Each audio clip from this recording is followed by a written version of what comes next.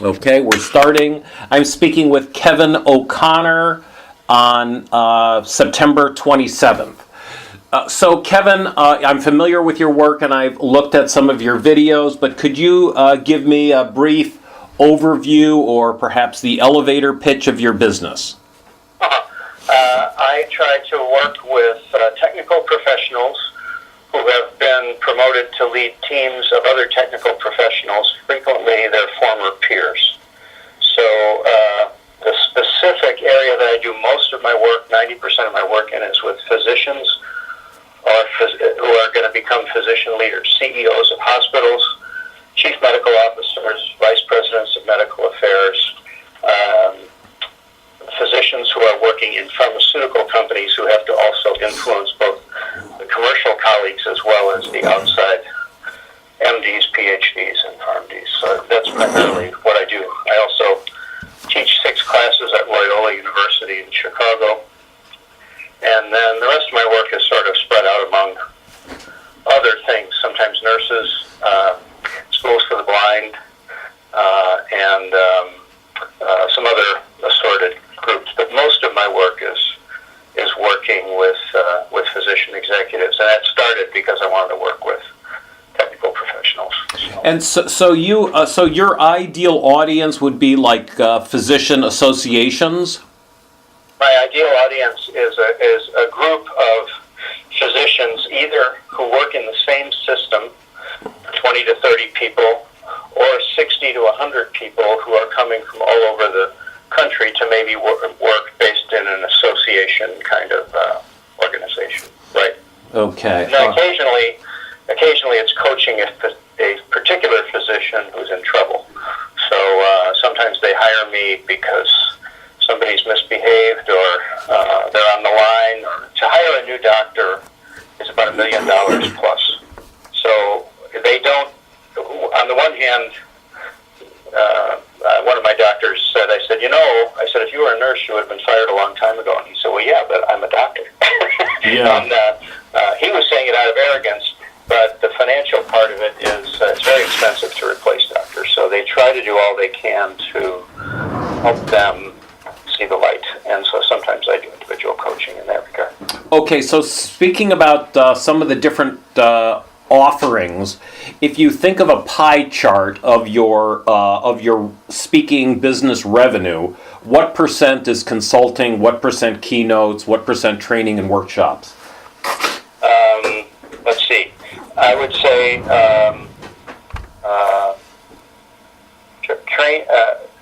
training and workshops would probably be in the 50% range. Consulting would probably be maybe in the 30 to 40% range. Just depends on the year because it does fluctuate. I don't do too many keynotes. Most of my work is either in an all-day format or a multi-day format. The shortest I do on a typical basis is maybe 2 or 2.5 hours, but usually I'm doing full-day workshops. Okay, so I'm just going to read this so we have consistency across interviews. We're trying to study best practice as defined as having a CSP and a full-time speaking business whose revenues over the last 3 out of the last 5 years equals or exceeds $100,000 per year in gross revenue. Does that describe your business? It does. Okay. Did revenue from your speaking business during any of the last 10 years exceed $250,000 gross? Yes. Okay. And about when did it first exceed $250,000? What year? Probably. When was 9/11? Was that 2001? Yeah. No. Oh gosh. Can you believe it? I thought it was 2011, but yes, 2001. 2001. So probably around 1999. Okay. 1999. All right. So just kind of going back in time a little bit, when did you get your first paid or unpaid speech? My first paid speech was in 1970. I was speaking to teachers. told that there'd be 25 people who'd show up for a workshop on how to manage classroom behavior. And the day before, they called me and said there was a change in your registration.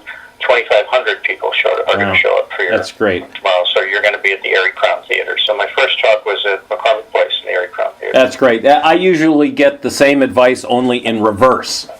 Okay. Okay. And how did you get? I'm assuming that was paid, right? You said it was paid. And how did you get that first paid speech? I was teaching 3rd and 4th grade, and I was doing some evaluations of teachers and for the Archdiocese of Chicago.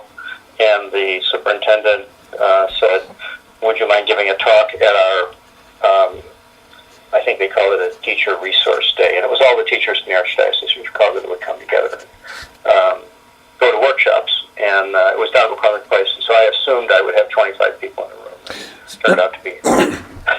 So your current employer. So you did this for your current employer. Well, my current employer was a school, and the school was under the umbrella of the Archdiocese of Chicago. So the Archdiocese of Chicago was the client for that talk. But we could say. But I mean, yeah, it was part of the. It wasn't part of my work duties, but it was. They knew me from my teaching. Okay, so it was an extension of your job. Yes, probably. Okay. Yeah, you could say that. Okay, all right. So I'm going to be skipping around a little on this question. Let me just see here. So when did you get your second paid speech? So if your first paid speech was 1970, right? Yes. And when was your second one? Well, that's when a number of them started, because the people that saw me at that conference said, "Could you come and talk to our parent group in the evening?" So while I was teaching during the day, I taught 3rd and 4th grade. Then, Saint this and Saint that parish would say, "Can you come and give a talk to our parents about what you talked about to the teachers?" So that's when I started to do, quote, quote, part-time professional speaking in that regard. So about how long did it take from your first speech to get your second speech? Was it pretty immediate, or? It was pretty quick, maybe within a few months, because I think they went back and said he was funny and we liked him, and let's have him. And so I just was I didn't know about professional speaking at that time until that summer, when I needed a summer job, because, as you know, teachers work 9 months. So I got a job with the Environmental Protection Agency in Chicago through my contact who had hired me for the Archdiocese. Her brother was the training director, and she said, "He needs somebody to help him. Do you want to help him this summer?" So I worked for the Environmental Protection Agency in Chicago as the assistant to the training director. And what he did was he hired professional speakers to come and talk to the primarily African-American administrative assistants at the Environmental Protection Agency, because at the EPA at that time, you were either a scientist or you were an admin. There was nothing in between. So we knew the admins were not ever going to become PhDs or MDs, but we knew that there was a better job for them somewhere else. So he would hire professional speakers to come in to inspire them to think about going back to school, that there's another job for you. You don't have to be in a bipolar kind of environment. And so that's when I was first introduced to people, and this was the beginnings, I think, of the NSA at that time. And this guy, I said, "So these people make money giving talks?" And he said, "Yeah." He said, "That's all he does." The guy that he was hiring, Bill McGrain was the guy's name, from Cincinnati. And so then I met Bill, and then a few years later, when I was at St. Viator, I moved to a high school teaching, a counseling position. I hired Bill McGrain to come in and talk to our faculty, and then I got more and more familiar with the National Speakers Association. By that time, myself and Frank Bucaro, who's a member of NSA, formed a company, and we actively marketed ourselves to parent groups to give parent education, because he was teaching at a high school too at the time. And so we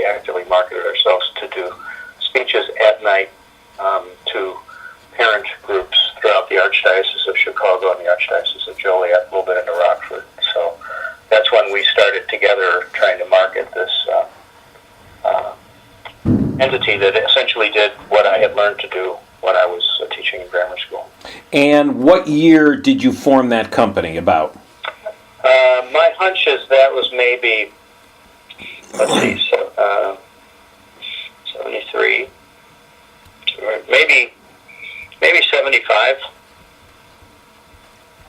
Okay, and then so in 75 you were still working for the school district and you had this company on the side? Yes. Okay, and then when did you leave your real job? I stayed, let's see, I taught in the grammar schools for about 3 years, or 4 years maybe. I stayed in high school for another 13 years. Frank left his full-time job about maybe 5 or 6 years before I did. And I guess I left that job when my first son was born, and that was in '83. Wow. Okay. Frank was already full-time at that time. He left his job prior to me doing that. Okay, hold on. All right, but your partner, when did your partner go full-time? About 1980? I wouldn't be surprised if that was true. Yeah, something like that. Yep. Okay, that was good. Does he have a higher tolerance of risk than you, or just less expenses, or the kids go hungry? Oh, he had just as many expenses. I think he was very confident that his specialty, which was business ethics, was a good thing to do at that time. He was getting more. Talks that were not educational and not education based. So he was getting a couple more corporate gigs here and there and everything. I introduced him to NSA. He went to NSA, became popular there, gave a couple of talks at NSA early in his career, which attracted the bureaus. And I think that's when he was able to kind of make that work a little faster. Meanwhile, I was going to school for my second master's degree, and I had a marriage and family counseling practice in addition to speaking and oh my gosh, counseling. So then I started gathering people into the practice, and so that I had the practice for about 25 years. And so when I left, I was really letting go of school, which was taking a lot of time, but I still had the practice, and I was teaching at the university, and then I was going to the university. So the income from school was probably the least part of my income, and we sat down in the family room one night and tried to figure out how many people do I need to see and how many talks should I give, and that's when we sort of made that jump.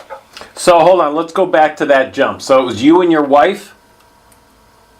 So my wife and I sat down one night and said, so how many people do I need to see in a private practice to replicate my income from the school? And how secure are those referrals? And I'm still going to school at that time, and then I got asked to start teaching at the university when I was working on my third master's degree. So then that brought in a little income. That was mostly, though, for Loyola was important to me, so I liked being able to teach there.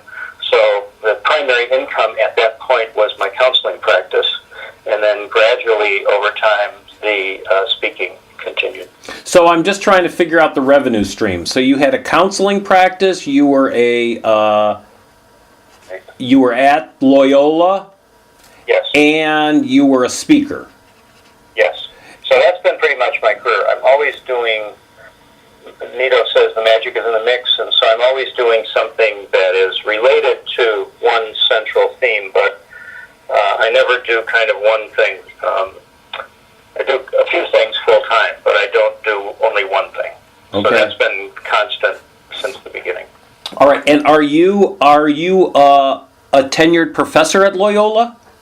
No, I am a senior adjunct at Loyola, so I've been teaching there for 30 years. Wow. And okay. Senior adjunct means you don't have to go to faculty meetings, and sometimes get to pick what you want to teach, but it's an at-will position. So I mean, every semester you get a contract for that semester, and but you're involved. You can be involved in committees if you want to be, but you're not required. So they asked me to go full time actually last year, which only meant that I was going to teach a couple extra classes. You're not allowed to teach so many classes if you're an adjunct. They limit you. And they said, would you like to go full time? And I said, well, that was interesting. They said, we'll give you insurance. I said, I don't need it. I'm on Medicare. That's better. And they said, but this would be great. I said, yeah. They said, now the only problem is you have to attend faculty meetings every week, but we will let you out at the third hour of the meeting. Oh my gosh. I said, that's what I said. And they said, and you can only have one outside activity per week. But Kevin, for you, we'll average that to 4 a month. Yeah. I said, well, I'm already doing about 112 a year, so that's a deal killer. And so is the faculty meet. So I still get to teach. I kind of set my schedule. I get to teach with a teaching partner that I like very much, and so but I can kind of schedule when I teach. So if they say, what day of the week do you want? So that's worked out very well. That is not a huge, as you can imagine, that is not a huge part of my income.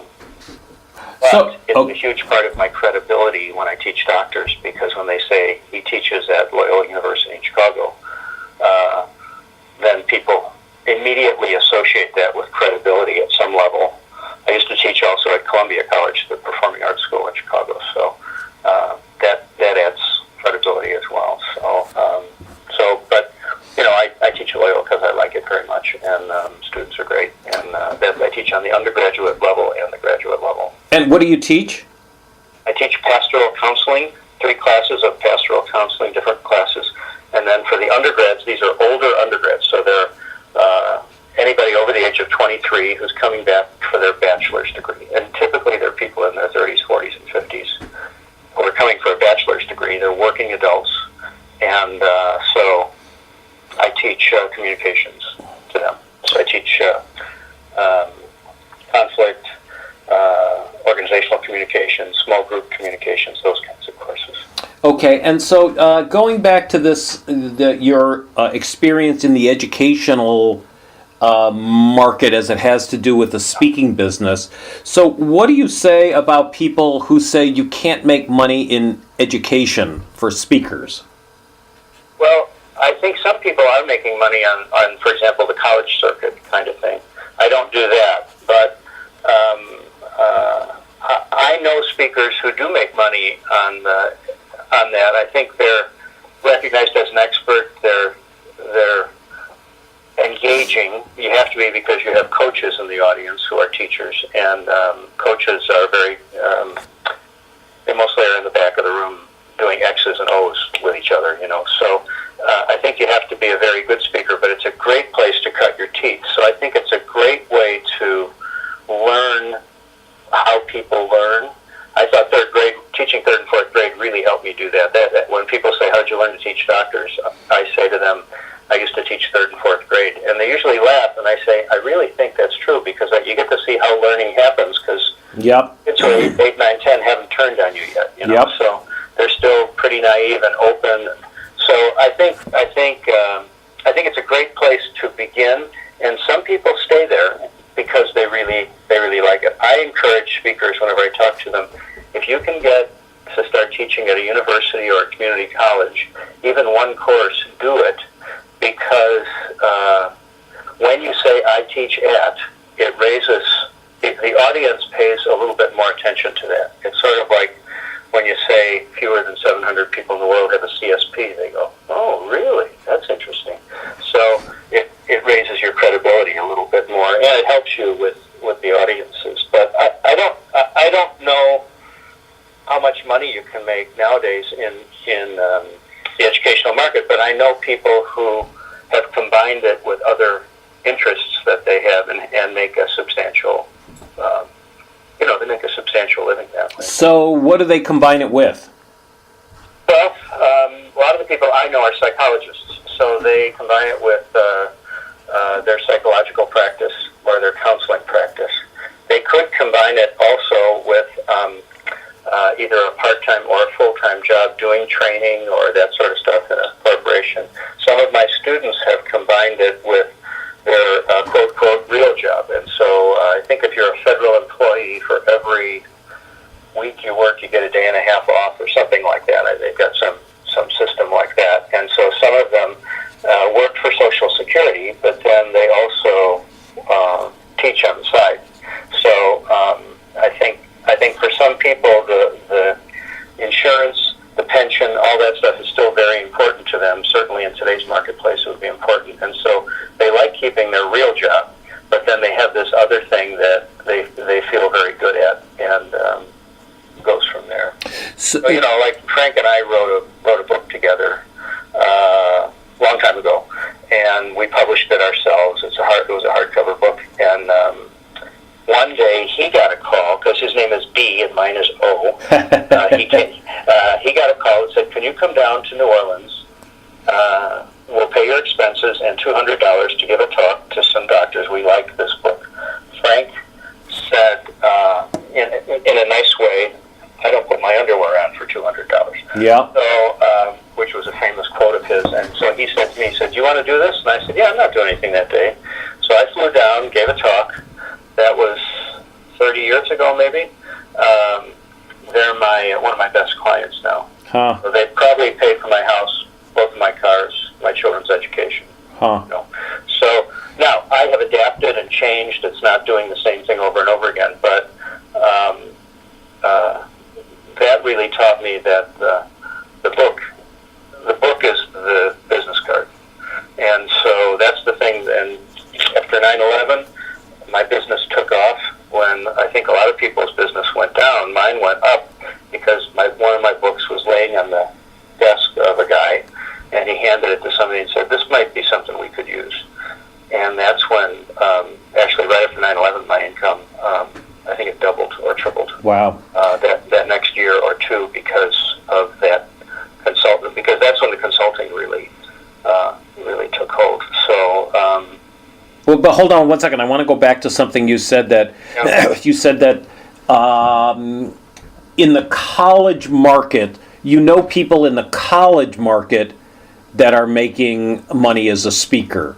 What did you mean by that? Being a professor at a college, or?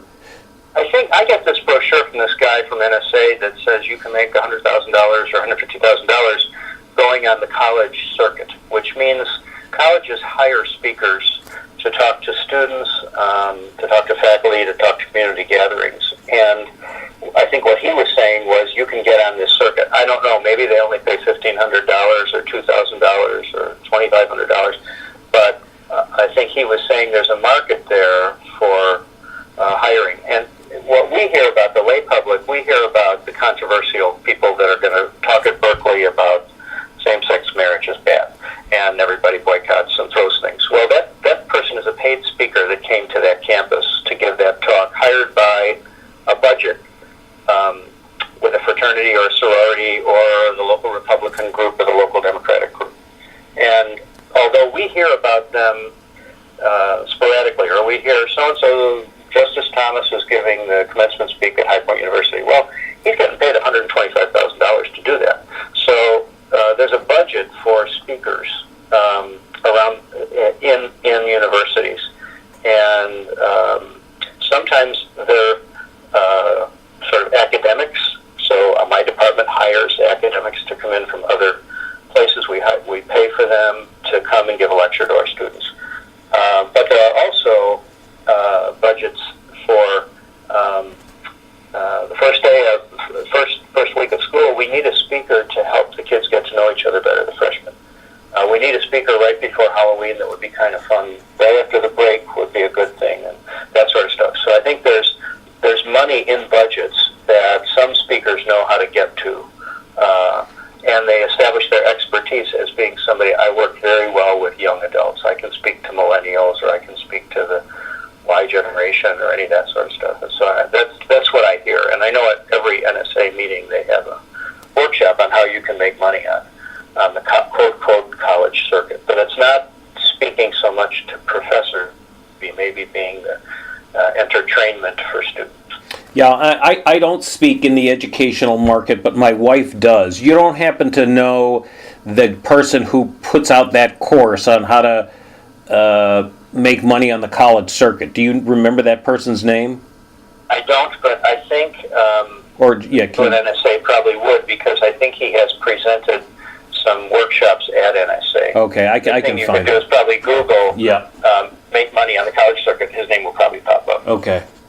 Yeah, but I get his brochure every year, so Okay. right around the time of the convention. Okay. I'm just writing. Okay, got it. All right, so let's see. Moving And on. yeah, I think Sharon Brock and some of those people, I know that they don't always do it now, but I think some of them have done schools, even junior highs and high schools and colleges. So I think there are some big names that have done some of that sort of stuff. No need to Yes, start yes. out writing them. Yeah, I think you're right. And I have an interview with Mark, I think, next week. Okay. So that's good. So what advice would you give to aspiring speakers? Speak often for a fee or for free, so that you cut your teeth and you become very good at being a presenter. I think it's easy to want the money quickly, and I think the money comes after you become worthy of the money. You become good. Mm-hmm. I think Cathcart said the first 200 or 300 talks he gave were free. Rotary clubs and Kiwanis and all that. And he said, I think that's where he learned the psychology of the audience, and he learned what his strengths were and what he was good at. The other thing that I recommend to people is to do what Roxanne Emmerich recommended a long time ago, which is do some writing. And it doesn't have to be a book, but you could write articles about clients that you want. And you do what you're doing with me, you interview them. So I would, if I wanted to get hired, let's say Pepsi is near where I live. If I want to get hired by Pepsi, I might find somebody who knows somebody there. I'm sure through my neighbors or some org chart I could probably find something and say to Pepsi, I'm writing an article about engagement with employees. Would it be okay if I interviewed you for 15 minutes someday by phone or in person, whatever you prefer, about your thoughts about that? Most people will say yes to that. Sometimes they'll say, what magazine are you going to put it in? Say, I'm shopping it around, but I just want to have it ready so that when they say yes, it's a go time.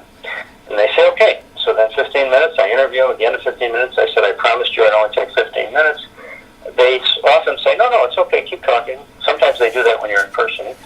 And they always end at the end. They always say at the end, now tell me a little bit about you. And that's when it's helpful to talk about yourself, but not for very long and not too extensively, and always in relationship to what they had just been talking about.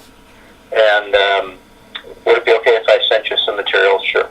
And then write the article, and she says write it and format it so it looks like a real article. Put your bio at the bottom with your picture. And then my recommendation is the quote that you used from the person at Pepsi, you yellow highlight it and then frame it and send it to them and say, I thought you'd like to get a preview copy of this before any of the magazines get a chance to see it. Now, it's their name, it's yellow highlighted, it's their company, it's framed, they're probably not going to throw it away. And if you start doing that, you're planting seeds in your local community with people who can pay for your work. And if you do even one a month, then you have 12 chapters to a book. And if you do 2 a month, you have even more. So then the next step, I think, would be to get a book. And this is much easier than it was when Frank and I did it at first. But then the book becomes the calling card. So if you're sitting next to me on an airplane, probably toward the end of the trip, but somewhere on that trip, you're getting a copy of my book. And